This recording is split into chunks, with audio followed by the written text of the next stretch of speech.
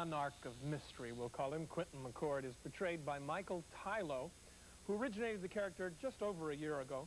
Now, one highlight of this particular character is the slashing duels. I love those. Soap World's East Coast reporter Richard Bay takes us to a rehearsal hall now to see how Michael puts together one of these duels. Michael, when CBS hired Michael Tylo to play the dashing Quint McCord, they probably didn't realize they had an actor who would slice right through his scene. Michael's an expert fencer who cuts up the guiding light set with his buddy George Kappaz, who plays Gunther. Now, on TV, it may look easy, but it's really the result of a slow, methodical process. So on guard, because today we're at the Actors Movement Studio to find out who puts the fight in the guiding light. Yeah. Because of my background, Hungarian, Polish, Ukrainian, the Eastern European countries, this was the weapon. That and the fact that I used to watch the Errol Flynn, Tyrone Power movies and read the Sabatini novels, you know, Scaramouche and things like that. And the combination of all those elements kind of made me, say, yeah, it's a weapon I'd like to learn about. I owe a great deal to my parents. There were 6 of us, and they encouraged all of us to do what we wanted to do, because if we didn't, we weren't going to be happy. And then whatever you chose to do, make a living at it and be the best at it.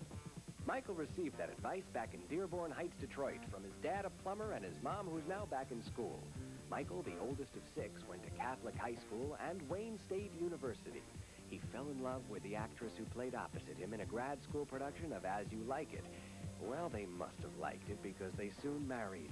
At Wayne State, Michael took fencing as a physical ed requirement, and he hasn't quit since. Cross swords, like this. Right. And then it was a push-off, and then we go down the steps. And then we went down the stairway. Okay, so why don't we mark that? These things are so well choreographed. It's like a dance. And everything, you know, step A, step B, 1, 2, 3, 4, 5, everything follows. He opens with the close-up on the floor, and crashes down, and turns, and pushes down the steps. Right. You want to try kill now, or do you want to wait? I mean, in other words, I have an idea for a kill. Let me show you what I mean. I don't live in the fast lane, and I don't live like Quint McCord. I mean, for some people, that's all right. I mean, that's what they are. But me, I'd rather just, you know, take it all in stride. Is there a style in which you fence that says something about your personality? I think it is an extension of the poetic side of my personality. Yeah, I think that, you know, that's very appealing to me. And it's the one way I can let it out.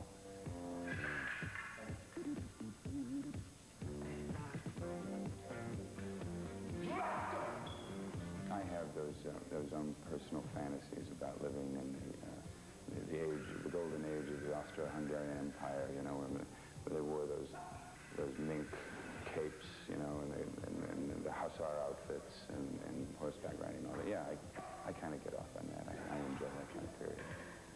America's in this big, you know, health kick, and this is my way of keeping in shape and keeping healthy. And, you know, you romanticize it and you fantasize about it, yes, but it's just a good form of exercise, and it's also a living, because I can teach and make a living, because, you know, the one thing about acting that's a constant is that you're not always employed.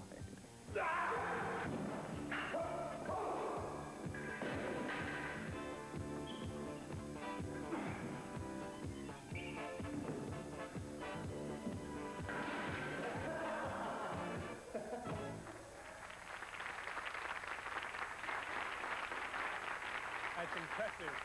But Michael recently hurt himself while he was performing a well-rehearsed scene when a studio light momentarily blinded him, which caused him to mistakenly grab his opponent's knife instead of his wrist.